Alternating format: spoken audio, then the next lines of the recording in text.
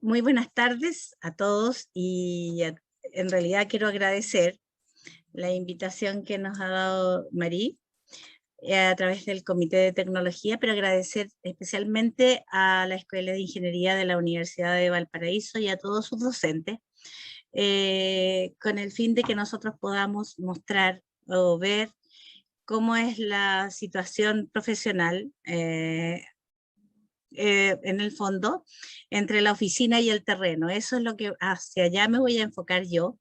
Y bueno, cómo nos ha cambiado la vida todo esto de estar como en cuarentena, como mencionaban. Pero la idea mía es motivarlos para que vean qué ha significado la labor profesional que yo he llevado a través del tiempo. Les voy a comentar. Bueno, yo estudié en la Facultad de Arquitectura de la Universidad de Chile y me titulé el año 1981, año en el cual ingresé inmediatamente al Comité de Tecnología. Y de ahí hasta la fecha, y hasta me asombré al hacer esto porque nunca había hecho como los resúmenes, ya estábamos hablando con un colega y amigo, Oscar Zacarelli, cómo íbamos adelantados en aquel tiempo, porque ahora me doy cuenta que son muchos años. Una de las primeras cosas en las cuales yo trabajé fue cuando aquí en Chile me pidieron que empezara a ver el ingreso del termopanel. Participé en una fábrica chilena que efectuaba los termopaneles, ponía el vidrio acá, y después las sales hidroscópicas que tomaban el aire para que el vidrio no se humedeciera, esto, lo otro. Y después me decían, bueno, tú como arquitecto ofreces a su arquitecto. Entonces ellos me decían, pero ¿para qué? Si todos tienen vidrio, no tengo para qué poner otro panel. Entonces yo le empezaba a hablar de la aislación térmica, después de que ya había partido como con gran ganas en el comité de tecnología con la parte solar, pero empecé con esto y era un fracaso, porque me decían, ¿para qué si todos los edificios tienen? No tiene sentido. Imagínense en esa fecha la desmotivación enorme que yo sentía y el sentir ahora además que no hay edificio y que además uno pregunta inmediatamente, ¿y tiene termopanel o no? O sea, es como los requisitos fundamentales. Y eso, bueno, te va dejando te va dejando gusto, pero también te va dejando un poco de angustia, porque dices, bueno, ¿y qué pasó conmigo? ¿Por qué no aproveché ahí? Después los paneles solares, que justamente los estudiamos y los vimos, los primeros que yo vi en ese minuto y empecé a trabajar fue con una empresa que era representante de Siemens aquí en Chile, y teníamos la oportunidad de llevar energía a los pueblos más recónditos en el norte, a todos esos poblados que no llegaba nada, entonces con esto podíamos darle energía, y bueno, y así lo hacíamos, y era como bien quijotesco, empezábamos a hacer cosas, pero hasta ahí llegaba, porque la gente decía, ¿para qué tanto? O sea, no nos inflaban, no querían nada, y ahora nosotros tenemos una de las plantas solares más grandes del mundo. Imagínense si también uno hubiese insistido, pero bueno, seguí, y no me van a creer que empecé con la introducción, fui la primera introducción. ¿A qué me refiero con la introducción? Que la labor mía en esa época era aprender de qué se trataba, ver cómo se podía construir aquí y empezar. O sea, introducir en el mercado chileno sistemas o elementos que no se utilizaban. Y uno de esos es el AVES. Y el AVES es la aislación térmica por el exterior, ¿no es cierto?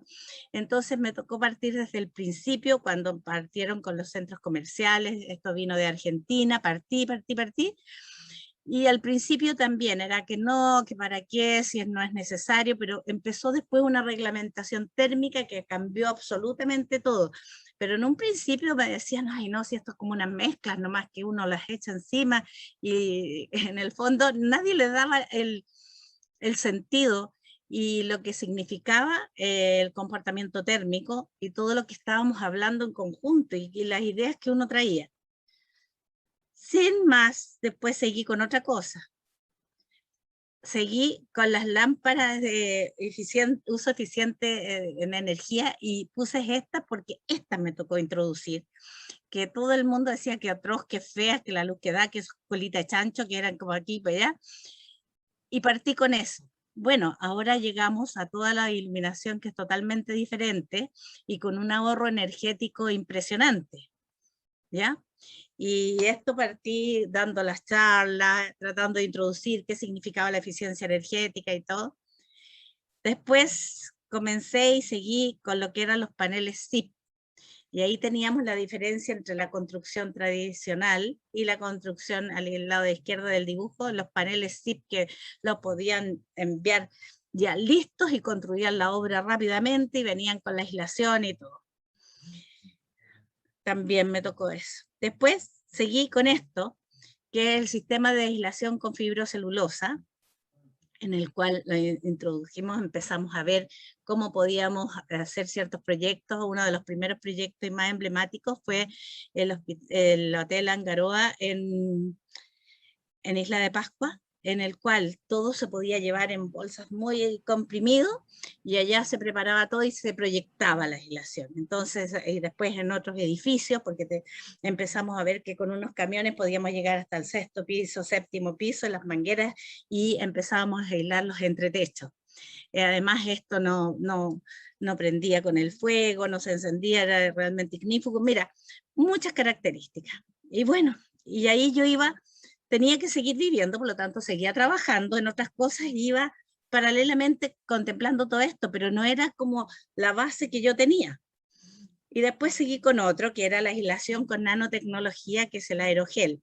El aerogel es un aislante térmico de mínimo espesor que se aplicó en la NASA y que después en realidad se usa, es buenísimo, pero porque además es hidrofóbico. Entonces, si tú lo colocas en una manta que repele todo el agua, impermeabiliza y aísla. Evidentemente es carísimo, pero tú lo puedes usar en espacios que son diminutos, que no tienes otra posibilidad, que no te da la altura por la aislación y todo, lo puedes usar en tramos pequeños por lo caro que es, pero sí puede resolver problemas enormes en la construcción, y me ha tocado hacerlo en distintos edificios. Y pasado esto, ya llegué en lo que estoy hace harto tiempo, que son las cubiertas vegetales y la impermeabilización. Esto, en el fondo, es lo que en un minuto, después de haber hecho todo este otro recorrido y no haber seguido, por ejemplo, no solo como difundiendo o introduciendo los productos, yo dije quiero desarrollar algo y hacer algo más que por lo que estamos haciendo por los mismos proyectos de arquitectura. Y me apasionaban las cubiertas vegetales, me encantaban, de mucho antes de cuando partí, pero resulta que una cubierta vegetal, llegué donde un arquitecto y me dice, ¿cómo voy a usar una cubierta vegetal si los techos se me llueven sin planta con planta? Imagínate, mucho más. Entonces, ahí fue el desafío, y con una cosa disfrutaba, que era con las cubiertas vegetales, y con otra cosa era lo que hacía, que era hacer las impermeabilizaciones.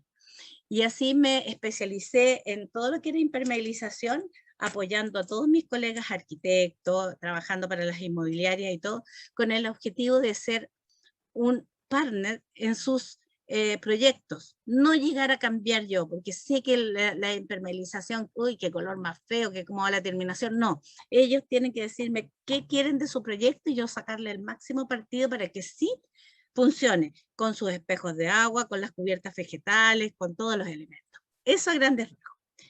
Y aquí está, en el fondo, desde que me titulé, en el momento de las cosas que estoy. Por ejemplo, yo soy miembro del Comité de Tecnología desde un comienzo. No he trabajado muy de la mano a mano, porque ustedes ven todo lo que tenía que hacer, además, y todo lo que estaba trabajando, pero nunca dejé de estar presente o de por lo menos estar atenta a lo que estaban haciendo. Después soy presidenta hasta el día de hoy, pero hay un receso porque todavía no se volvió a constituir, producto del problema que tuvieron las cubiertas vegetales, que tuvieron en un principio no un excelente comportamiento. Presidenta de la Asociación Chilena de Infraestructura Vegetal, que contemplan todo lo que son los muros y cubiertas vegetales. Después fui miembro del primer estudio de laboratorio de cubiertas vegetales, llamado en la Universidad Católica, donde estaba contemplada por un grupo interdisciplinario, y pudimos, por primera vez en nuestro país, estudiar el comportamiento de las cubiertas, medir las temperaturas, ver qué plantas están ahí. Hay una fotografía de la cubierta, se hizo en la parte donde está el dictú, El grupo estaba compuesto por todos unos profesionales de la Escuela de Ingeniería, de Hidráulica, de Agronomía, de distintas especialidades de arquitectura, además de la parte térmica, y como externo estaba yo viendo todo lo que era la realidad en terreno. Después fui miembro del comité técnico de los techos verdes, estudiando por 2 años más o menos todo lo que eran las cubiertas, la aprobación de la norma chilena 3626, que incorpora los techos verdes de la edificación, donde estaba el MIMBU, el INN y especialistas, paisajistas, agrónomos, distintas especialidades que contemplaba la incorporación de cubiertas vegetales, porque esto no lo estudia uno solo. Necesitamos el apoyo de diversos especialistas. Después, soy miembro del directorio ya como por tercera directiva de la Asociación de Arquitectura Hospitalaria, en donde mi especialidad de cubiertas vegetales e impermeabilización la incorporo, pero las cubiertas vegetales más que nada por el concepto de sanación de las personas, el rápido proceso de rehabilitación que pueden tener ante la presencia de una cubierta vegetal. Para lo cual, a través de un artículo que publiqué, Chile ganó un premio en Holanda, producto de qué significaba el uso de las especies naturales para las personas que están enfermas.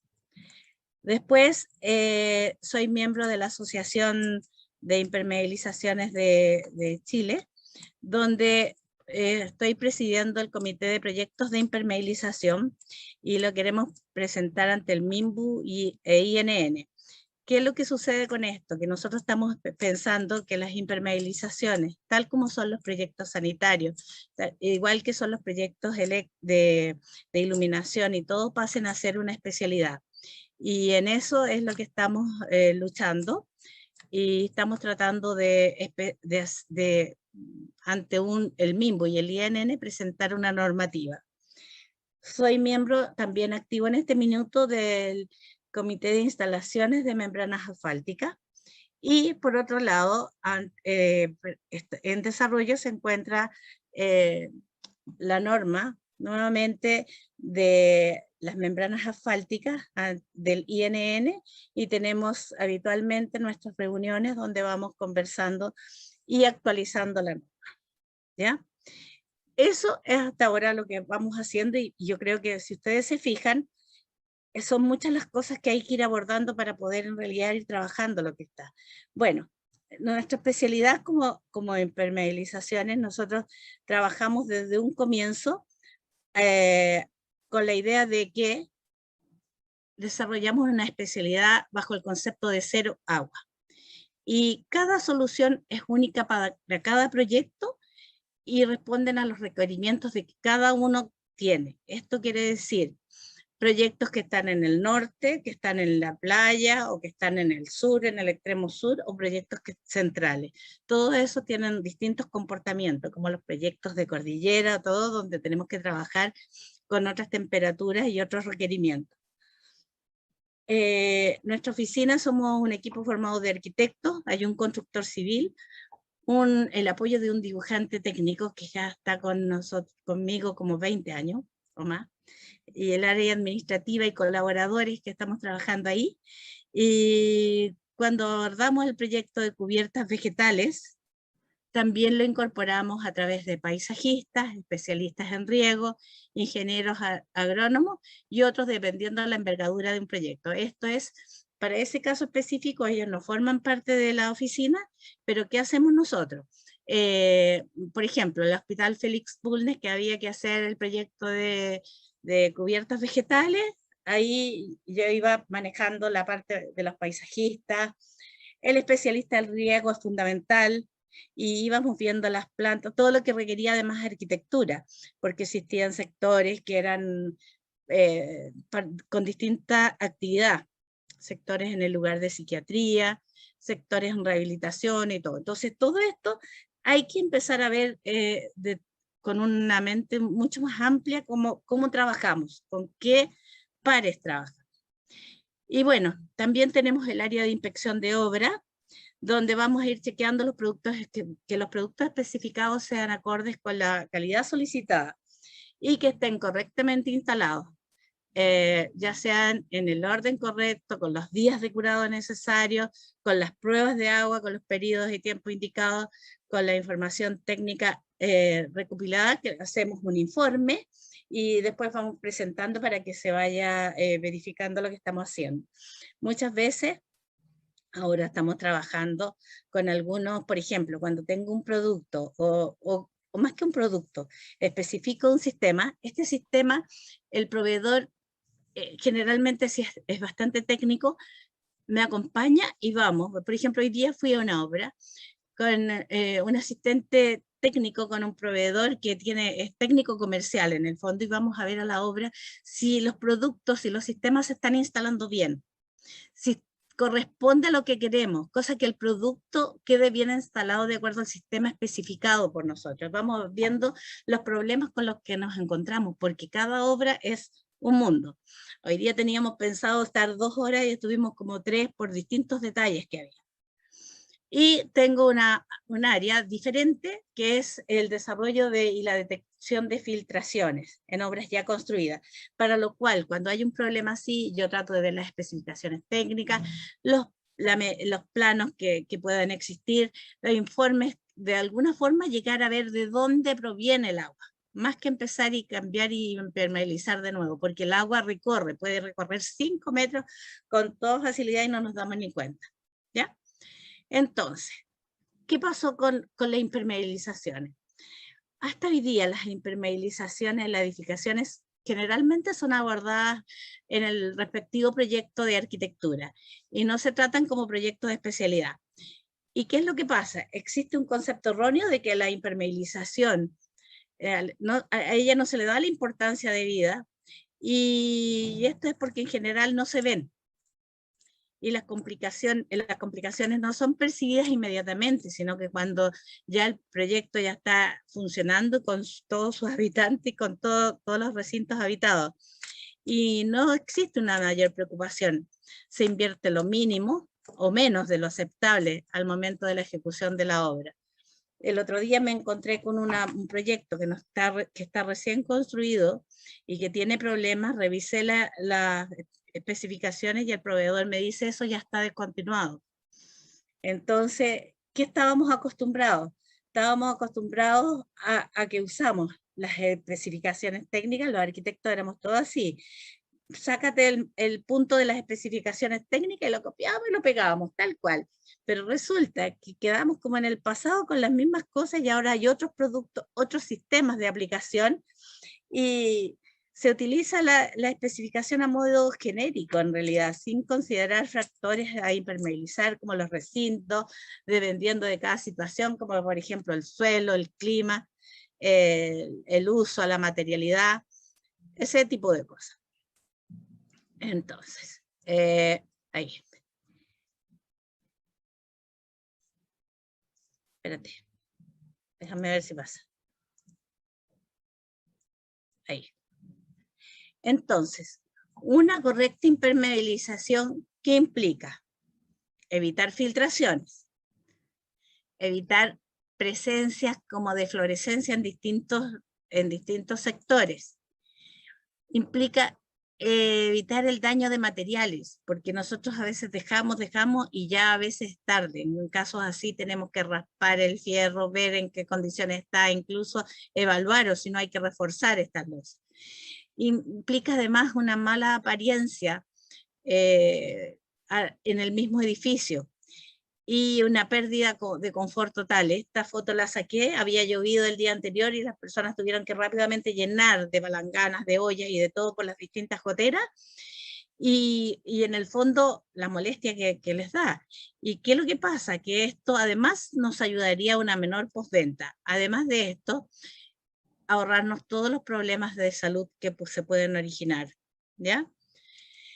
Entonces, existe muy poco conocimiento por parte de los diferentes profesionales del área de la construcción de cómo abordar el tema de las impermeabilizaciones, y esto es básicamente porque no existen carreras que ni técnicas ni universitarias donde se dé los cursos en profundidad de la impermeabilización. La impermeabilización no se trata de un producto, hay que entender la impermeabilización como en un aspecto más global. Y hay que preocuparse de los hormigones, existen un sinnúmero de materiales con los cuales puedo impermeabilizar, dependiendo de las características y qué usar en cada momento. ¿Y esto dónde se aprende? Básicamente en obra. Y no existen, yo les digo, yo llego a obras, hablo con los ingenieros y te dicen, no, de eso yo no tengo idea, así que ustedes véanlo, vayan viéndolo. O sea, creo que hay que empezar a entender que hay ciertas cosas que no todos tenemos conocimiento y que incluso yo al día de hoy hay que seguirla estudiando. ¿Y qué es lo que sucede? Que el costo de la partida de impermeabilizaciones, por ejemplo, si cuesta 1 en el momento de construir la obra, al momento de arreglar nos sale 10 veces más. Pero no solo 10 veces más. Empezamos con la molestia, con la pena al principio del propietario, después un poco de angustia, después un poco de rabia y después ya llega a la parte legal. Y ahí es cuando empiezan los litigios entre la mandante, la constructora, digamos, la inmobiliaria y los usuarios. Y ahora con las redes sociales mucho más, porque por todos lados sale cuando hay el problema. Entonces de ahí salió la necesidad de una norma, de un proyecto de impermeabilización que ¿qué nos ayudaría a tener? Un lenguaje común, solicitaciones iguales, soluciones equivalentes, costos comparables, trazabilidad, intervenciones posteriores con menor riesgo, porque ya sabemos de qué se trata, definición de estándares de calidad, racionalización de los procesos, incremento de productividad, posibilidades de seguros y garantías. Y en eso estamos trabajando y ya hicimos y se presentó el primer borrador del proyecto, de la norma de proyectos de impermeabilización que contempla los campos de aplicación, referencias y normativas, que contempla en qué consiste un proyecto de impermeabilización y qué documentos debería tener. Entonces, el proyecto de impermeabilización se ha considerado a grandes rasgos que deberá ser realizado por un profesional con una carrera en el área de construcción, con 5 o más años de estudio, o por un profesional con más de 10 años, pero que tenga experiencia comprobada en el área. O sea, hemos visualizado que un arquitecto, por ser arquitecto, yo por ejemplo cuando me titulé, yo no me podía decir que era especialista en impermeabilizaciones. Para poder ser especialista tienes que tener realmente una cantidad de trayectoria para decir sí soy especialista y poder responder a los requerimientos. Yo creo que esto pasa un poco como cuando se recibe un profesional del área de la salud, médico, y te dicen después viene toda la especialidad. Y la especialidad te lo dan los años en que trabajas en eso y vas estudiando y te vas especializando. Yo creo que toda especialización es esa. Y bueno, un proyecto tiene que tener consideraciones externas, como decíamos, clima, ubicación geográfica, donde la temperatura, la humedad del aire, la radiación solar, las precipitaciones y todo lo otro son agentes que nos van a influir. El tipo de suelo, el socalzado, las ventilaciones, el programa arquitectónico, o sea, el aspecto funcional y el uso de los recintos. Es muy distinto un estacionamiento a un sector quirúrgico. El tipo de edificación con su materialidad, acero, madera, hormigón armado y las combinaciones entre estas. Entonces, el diseño preliminar contempla primero los criterios de impermeabilización y para eso yo defino los recintos. Entonces tenemos distintos recintos que ahora vamos a ver un proyecto XX, donde en la parte superior tenemos piscina, quinchos, terrazas habitables, cubiertas, zonas habitables, jardines en general, y en la parte inferior tenemos bodegas que hay que resguardarlas, porque en las bodegas si un cliente tiene algún problema de humedad, te va a llamar y te va a decir que tenía un Picasso y que se lo pagues. Después, las salas de basura que son un problema también, o sea, ¿por qué? Porque son recintos que se lavan constantemente, entonces no podemos dejarlos de un lado. los estacionamientos, las salas de bomba, los estanques de agua en general y todos los otros. Ahora, un proyecto de impermeabilización trabaja en conjunto con el proyecto de arquitectura, pero además con los especialistas en mecánica de suelo, con los especialistas en cálculo estructural, con los especialistas en sanitarios y agua lluvia, los especialistas en clima, el eléctrico y paisajista. Todos estos integrantes profesionales de distintas especialidades trabajamos en conjunto para poder hacer un proyecto de, o sea, para poder yo hacer el proyecto de impermeabilización. Nuestra oficina, para poder realizar algo, necesita de la información de todos ellos. O si no, es muy difícil. No se trata de poner productos nomás. Entonces, por ejemplo, un proyecto lleva contempladas las áreas, lleva contemplado los cortes, lleva contemplado todo eso, y las especificaciones técnicas van aparte, pero son parte de un cuadro que ya va en la planimetría. En la planimetría va una especificación básica, donde tú ya indicas qué, porque después la persona dice, yo no sabía que ahí también tenía que impermeabilizar. Ya, al ver todo esto, ¿qué hace la especificación técnica? Es complemento de lo que estamos hablando y ahí tú pones los procesos constructivos, los cuidados que hay que tener. Acá la lámina lleva otra información complementaria, pero no puede quedar solo así. Y entonces ahí viene la ejecución del proyecto de impermeabilización, donde nosotros realizamos todas las programaciones. Si se fijan en el corte que está aquí, en este sector, que es una clínica, vamos marcando las áreas dependiendo del tipo de áreas, porque hay pabellones quirúrgicos que están debajo de unas cubiertas vegetales, y todo esto es una clínica. Entonces, hay toda una serie de condicionantes que maneja este proyecto. Y aquí, los documentos del proyecto, tenemos la memoria general, la planimetría, donde nosotros vemos un plano con zonificaciones en planta. Esta es la zona del plano de fundación y socalzado, el plano socalzado, pero acá tenemos en corte las zonificaciones, y después ya tenemos situaciones con soluciones constructivas y con detalles singulares, como los que están ahí. Y ahí vemos después qué productos vamos a utilizar. Para poder ver las impermeabilizaciones, nosotros estudiamos desde el hormigón, las juntas frías de construcción, preparaciones de superficie, y vemos los distintos sistemas con los cuales podemos ir trabajando y los distintos elementos que se van complementando con esto. Como ustedes ven, no es algo que yo diga, yo trabajo con PVC o yo trabajo con TPO, porque incluso el PVC y el TPO ya ha ido cambiando. Entonces, ¿qué dificultades nos entregamos para poder hacer un proyecto de impermeabilización? Los problemas que tenemos en las decisiones preliminares y en obra son que nos encontramos con obras ya construidas. Cuando nos llaman, me dicen, mira, quiero que me ayudes con el proyecto de impermeabilización. Ya, perfecto, ¿en qué piso vas o qué? Veamos, ¿cuál es la mecánica de suelo? No la necesitamos porque ya voy en el piso 12. Ahí ya no puedo hacer nada.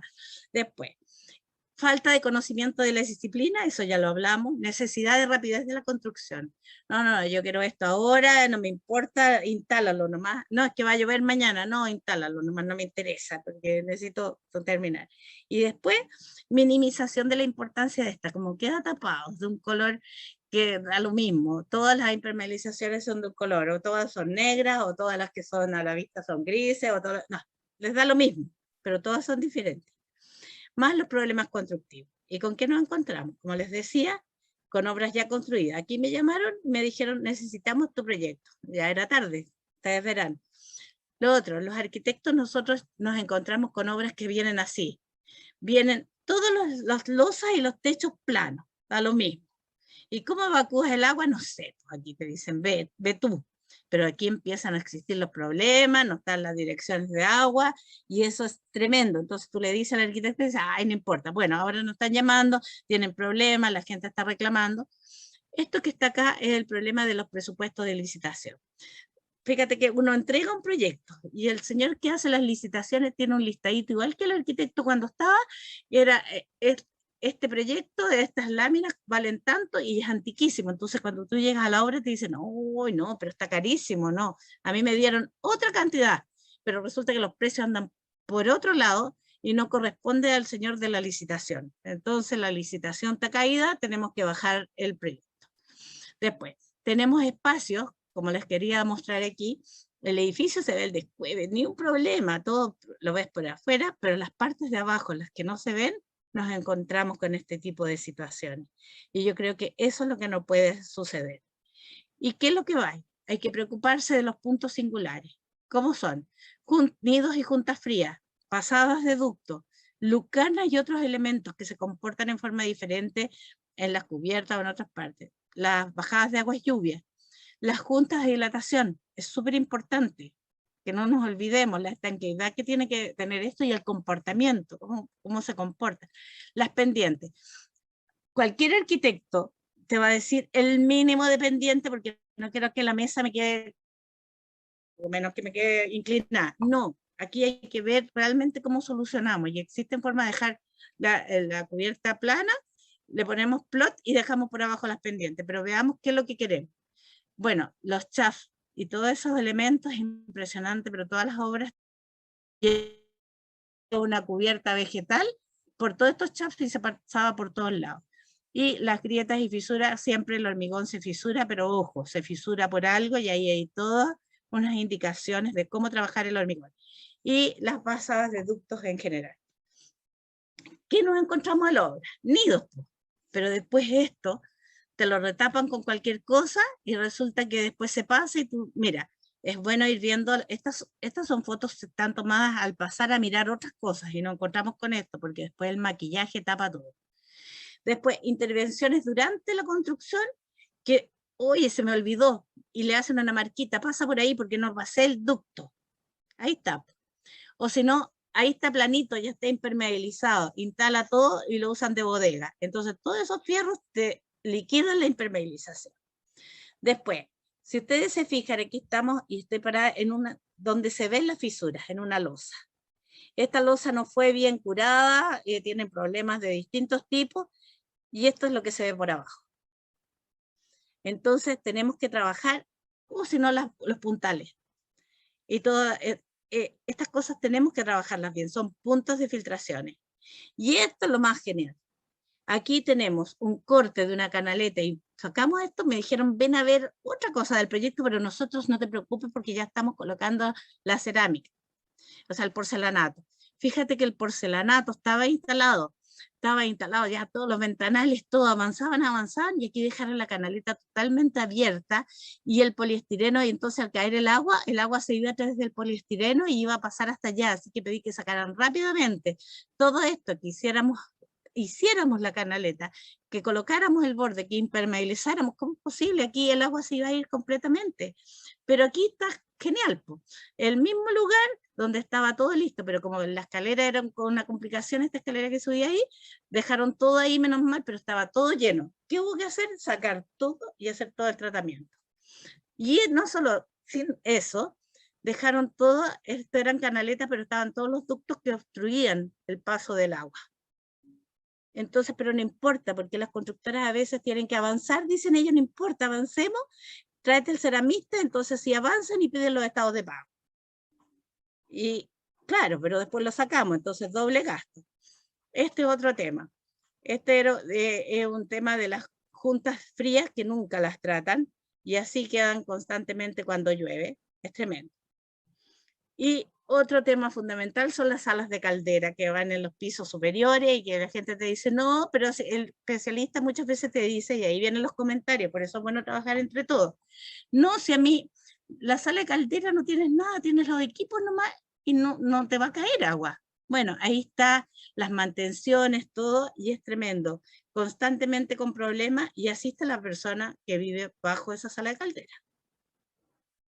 Entonces hay que entender qué es lo que significa vivir en ese lugar. Después, las canaletas, tenemos canaleta, pero después pasa el regio panel por encima porque se tiene que ver impecable, perfecto, pero no pasa, primero perforamos toda la impermeabilización y después el agua no puede pasar. O esta era una cubierta súper grande en el norte y tenía no más de 5 centímetros el ancho de la canal y rebalsaba cada vez que existió esos periodos de esas lluvias grandes en Antofagasta, que fue un caudal y que se cayeron los techos de unos malls, así es. Aquí hay otro problema, las pendientes de los canales de agua lluvia, y esto hay que hablar con el especialista de agua lluvia, cuáles son las pendientes, cuál es el rebalse, cuál es el ancho, qué pasa, porque no puede ser que después de la lluvia quede así. Y en el fondo esto ya estaba el sol y todo, y había que ver, entonces hay que revisar todo eso. Bajadas o canaletas con anchos mínimos de despiches con absolutamente obstruido. Y aquí hay otro punto. No es que quiero la losa plana de afuera, no más del 1%, pero resulta que las losas tienen flechas contra flechas y todo lo demás, entonces el día que llovió, mira todas las pozas que quedaron y el edificio está nuevo y la gente no quiere pisar el agua porque se estacionó ahí. Bueno, ahí están los reclamos y eso es lo que le llega a uno después. Y aquí, este edificio estaba en construcción. Entonces, ¿cuál es el problema? ¿La impermeabilización, el adhesivo o la mala instalación? Según el proveedor, el proveedor decía, no, mi producto fue bueno. Según el impermeabilizador, bueno, el producto lo descontinuaron. Eso para que les doy una idea y un avance de lo que pasó. Pero gastaron millones de millones antes de entregar el edificio. Ya, las típicas, ¿cómo se llama? Impermeabilizaciones de subterráneo que no están funcionando porque ¿para qué? Pongámosle un plástico nomás, un polietileno, con eso funcionamos. Esa no es una impermeabilización. Y después viene paisajismo, donde traen una tierra pero increíble, que toda se apizona y nos deja estos charcos, así el agua no empieza a filtrar y imposible de trabajar. Eso, con todo eso nos encontramos. O como arriba, que hicieron todo el jardín y dejaron el ducto ahí, entonces después el agua le sale al señor abajo, en otro sector. Y bueno, esa es mi presentación. Creo que abordar el conjunto de las impermeabilizaciones de un edificio a través de un proyecto de la especialidad es el primer paso para lograr una mejor definición y ejecución de las partidas de obra. Y con ello una mejor protección de la edificación en su totalidad, de la calidad de vida y de la rentabilidad de la inversión inmobiliaria. Eso es lo que le quería mostrar y espero que los haya motivado en estar en terreno y en la oficina. Muchas gracias.